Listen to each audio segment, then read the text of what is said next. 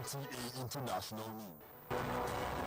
Christmas celebrations continue as Nigerians mark Boxing Day. Nigerian Navy gives scorecard for 2016, say it achieved drastic reduction in maritime crimes.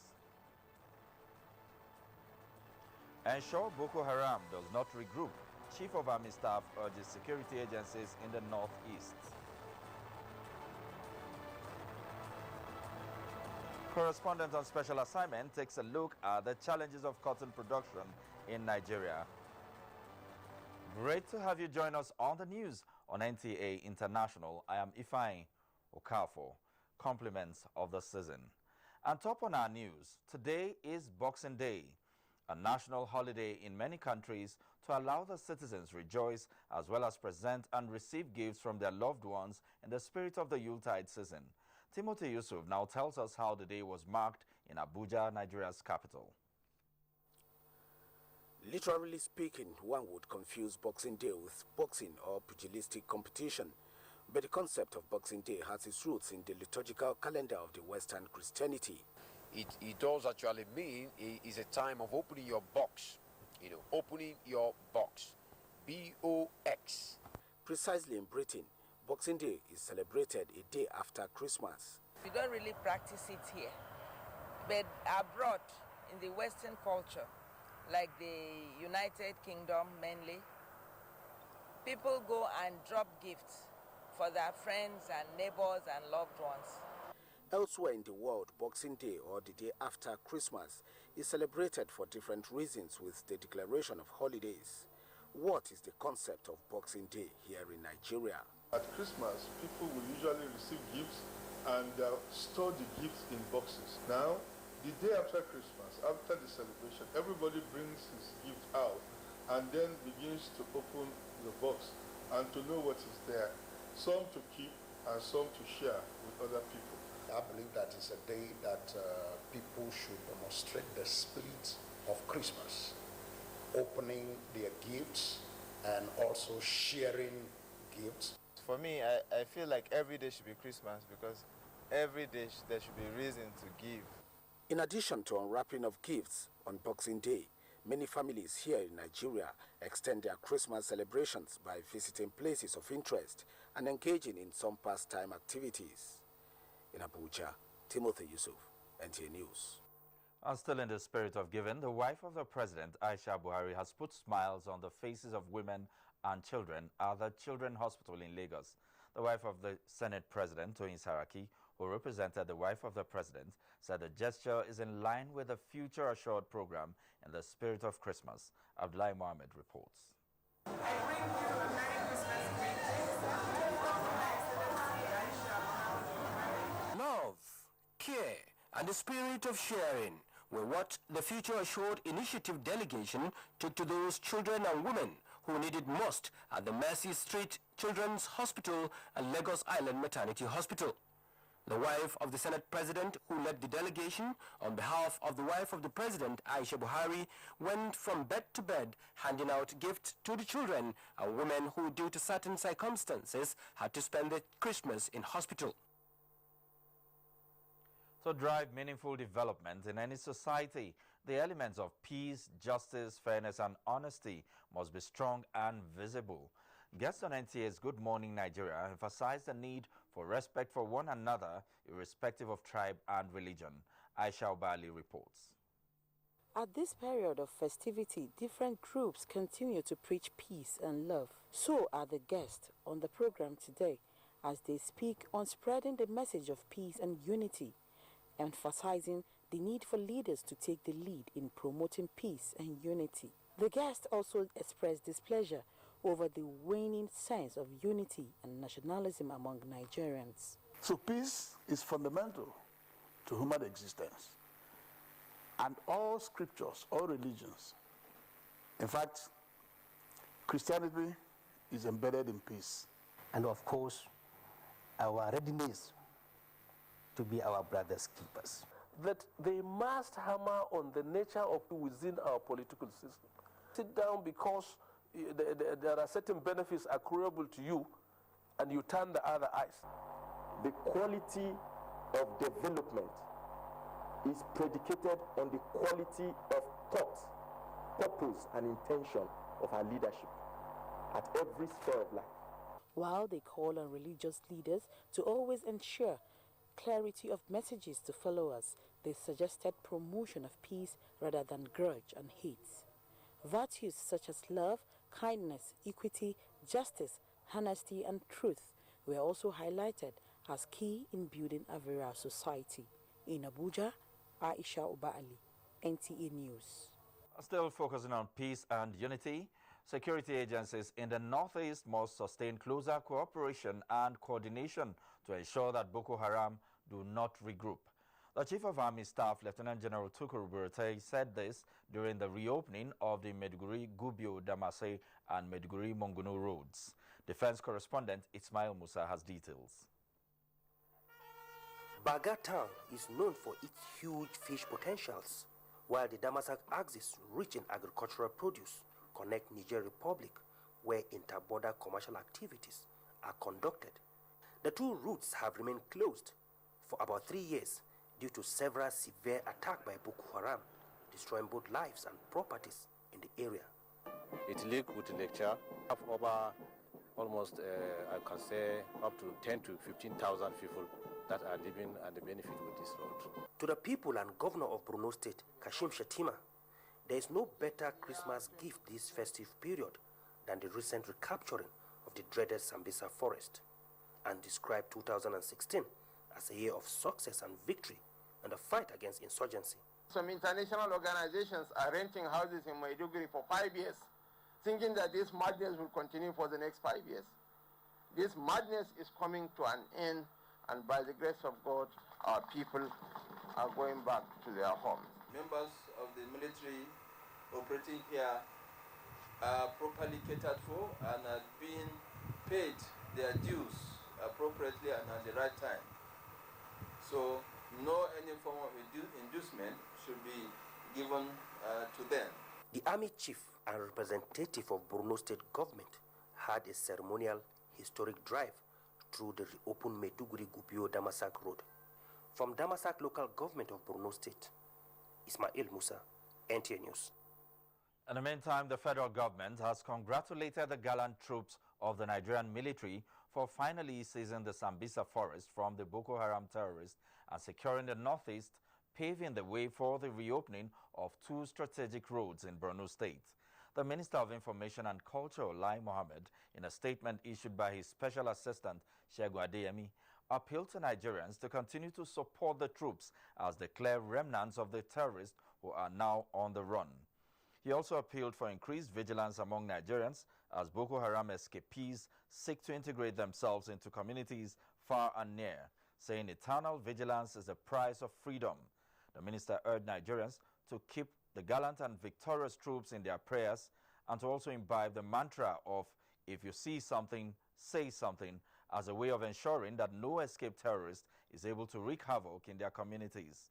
He hailed Borno State Governor Kashim Shettima for his unwavering support for the military and his administration's determination to quickly restore normalcy across the state, saying it was in recognition and celebration of the great feat performed by the military that he decided to lead over 30 Nigerian and international journalists to join the Honorable Minister of Defense, Brigadier General Mansour Dan Ali, the service chiefs and the Governor of Borno State at the opening of the 2 strategic roads in Borno on Sunday. Lai Mohammed said in the overall, the leadership provided by President Muhammadu Buhari gave birth to the much-needed impetus for the military's victory in the Northeast and urged Nigerians to continue to give their unalloyed support to the president in his untiring efforts to restore peace and security across the country and also revamp the economy. Now, still on security, the Nigerian Navy says it has recorded a drastic reduction in maritime crimes like illegal bunkering, crude oil theft, and piracy within the year 2016 and is poised to achieve more in the forthcoming year. The Chief of Naval Staff, Vice Admiral Ibok Eteibas, disclosed this while reviewing its scorecard at the ceremonial sunset held in Calabar. Omar Basiedet completes the story. For the Nigerian Navy, 2016 recorded several achievements, including fleet recapitalization, which entails the acquisition of more platforms, requisite training and improved maritime security despite the challenging environment. Chief of the Naval Staff, represented by the Flag Officer commanding Eastern Naval Command, Rear Admiral James Oluwole, attributed the successes recorded so far to the collective resolve of President Muhammadu Buhari and the National Assembly. Through this approach, the Nigerian Navy recently took delivery of 2 offshore patrol vessels, LMS Centenary and LMS Unity, built in China, and 6 interceptor boats from Sri Lanka. Our production effort also resulted in the construction of 2 seaworld defense boats, LMS Andoni and LMS Karadua, to mention but a few. Earlier, Rear Admiral Oluwole had decorated 11 officers newly promoted to different ranks within the Eastern Naval Command, with a charge for them to render more services to the country. Some of the officers described their promotion as a call for more hard work. It's another step forward in the right direction, I may say. I have more responsibilities now as a commander to discharge, and I believe by the grace of God, I'll be able to meet those responsibilities. Nigerian Navy, which recently celebrated its Diamond Jubilee, has emerged as a major naval force within the sub region. In Calabar, Umar Basidet, NTA News. Now to environment matters. The federal government has warned against dumping of refuse on drainages in different parts of the country. Permanent Secretary, Ecological Fund Office, Dr. Habiba Lawal, gave the warning in a message at the commissioning of the Daura Township Erosion Control Project Phase 1 in Katsina. Olain Kaujo reports. The goal and mission of this administration is moving towards universal coverage. And for this to occur, we need access, we need quality, and we need to reduce the cost to the individual.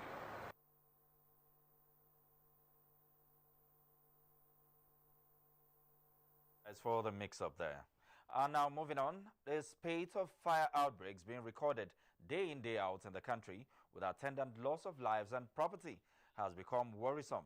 With a high frequency of these occurrences across the country, what could be the missing link? Justin Bemui in this report seeks to find answers.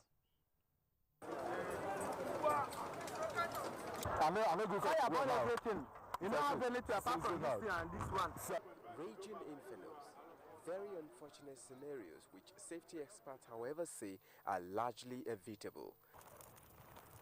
Nigeria has always suffered its fair share of such fire incidents, be it private residences, offices, oil and gas sectors, but mostly the markets.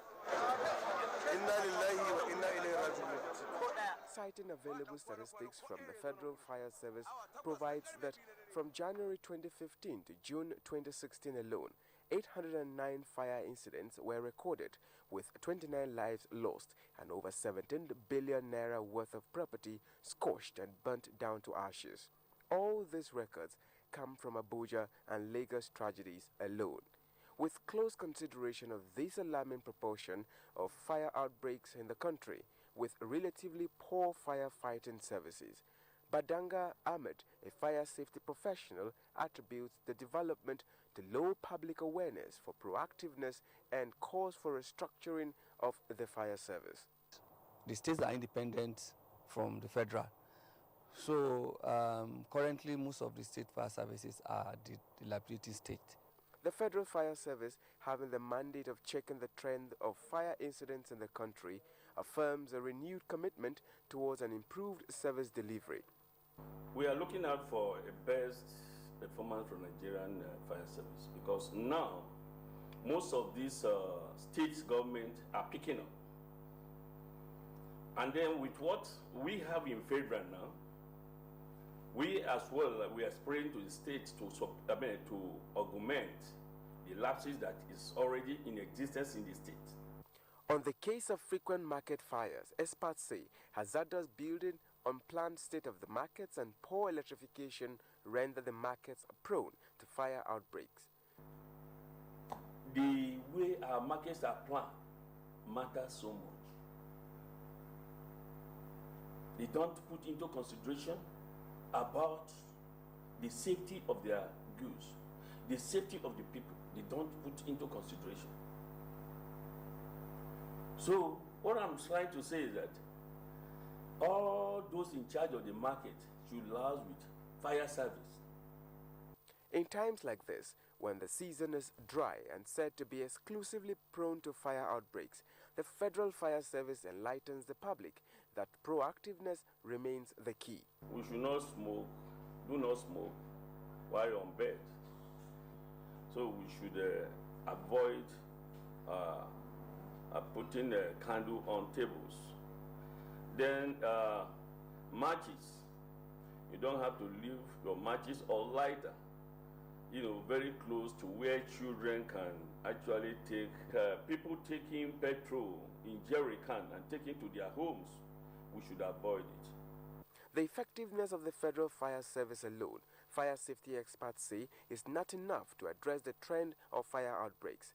They opine that states and local governments need to have a structure in place for crisis management, as well as residents should help the agencies to carry out their duty easily. Justin Bemunyi, NTA News. This is the news on NTA International, reaching you from Abuja, Nigeria's capital. Stay tuned for more stories after the break. Exotic land of rainbow, a giant in the sun, rich in human and natural resources, a land of cultural diversity for tourists' appreciation. Nigeria occupies 923,766 square kilometers, accommodating over 250 indigenous languages. It is a wonderful environment for leisure and business.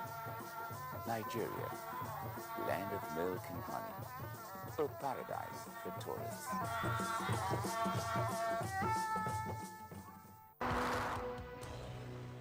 NTA International News. Africa as it is.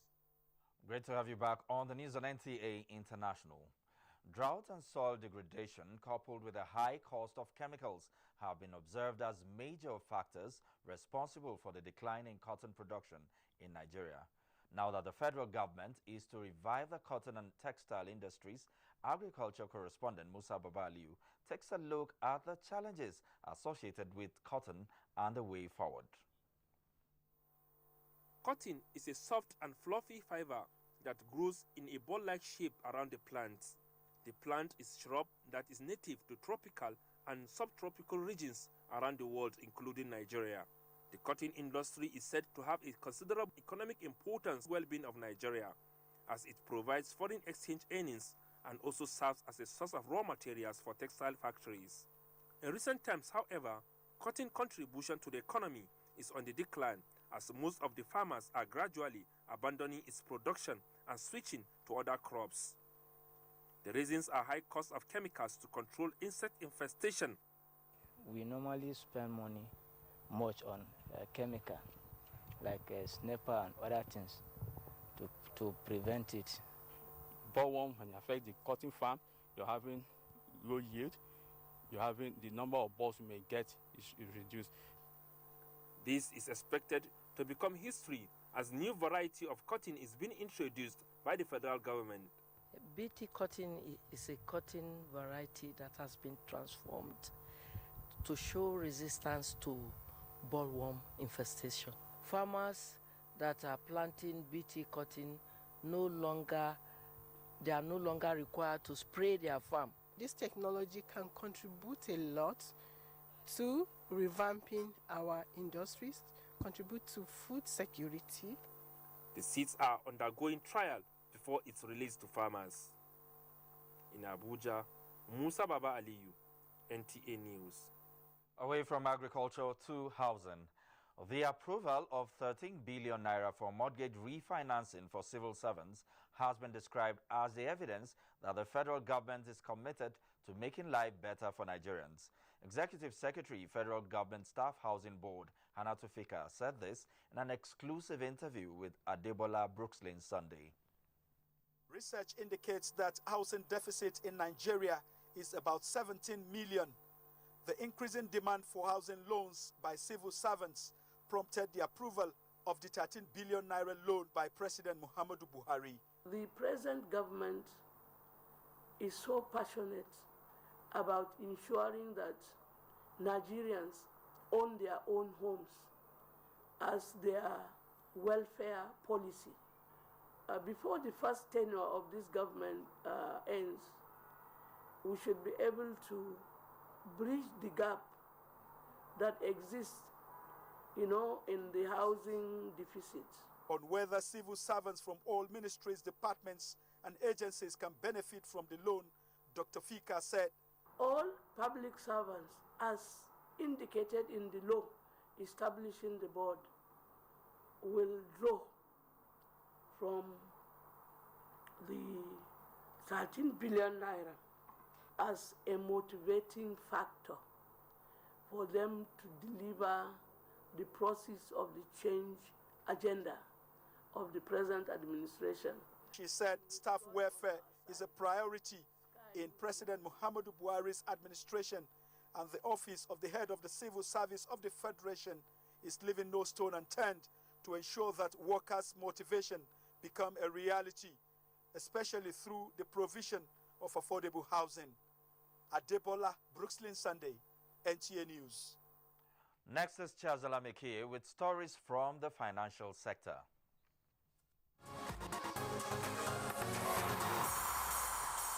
It's good to have you join us on Business News, compliments of the season. As Nigerians celebrate the Christmas and New Year in the coming days, one word that cannot be forgotten in a hurry is recession. This is as a result of its impact on all Nigerians, particularly the low-income earners. This no doubt makes the causes and solutions of economic recession in Nigeria a major topic of discourse. As 2016 winds down gradually, some Nigerians rule out some decisions that must be taken to reflate the economy. Where we are right now, we cannot run away from the fact that some loan will be required to reflate this economy. If we can have infrastructure, proper infrastructure, it will not only encourage Nigerians to be entrepreneurial, it will help the country to attract also foreign investors. All the departments of government that are going to be playing, we play as one team. There's going to just be a team Nigeria. We must be able to now start looking at what you call volume that unlocks value, that unlocks what you call cash-based, project financing models. This way, we'll be out of the woods. While Nigerians are optimistic that 2017 will be more profitable and productive. That's the package on Boxing Day. I am Chiazala Mekie. The news continues. Compliments of the season. Russians mourn victims of Black Sea jet crash. Details of this and more with Basi Itaikbang. Somalia has decided to delay its presidential election for a fourth time amid allegations of intimidation. An electoral official said Monday that the votes had been set for Wednesday, but it's likely it will be January 24, 2017. President Barack Obama says it is a lifetime privilege to serve as U.S. Commander-in-Chief. President Obama, who said this at his one-day Christmas visit to Marine Base, promised his continued gratitude and commitment to service. He said although this will be his last time to address the people as the president, he assured them of his commitment to standing by them every step of the way. Greeks has reported a case of highly contagious H5N8 bird flu virus in a wild bird. The World Organization for Animal Health said Monday that several countries in Europe and Middle East have found cases of the bird in the past few weeks. The H5N8 virus has not been found in humans and cannot be transmitted through food. Flags were flown at half-mast around Russia Monday as mourners placed flowers at the airport in southern Russia in respect of victims of the military plane that crashed into the Black Sea. Russian Defense Ministry spokesman said 11 bodies had been recovered so far, adding that 30 ships, 5 helicopters and a drone, and more than 100 divers were involved in the siege. Basi Taipan, NTA News. And on sports, Nigeria Scrabble Federation is poised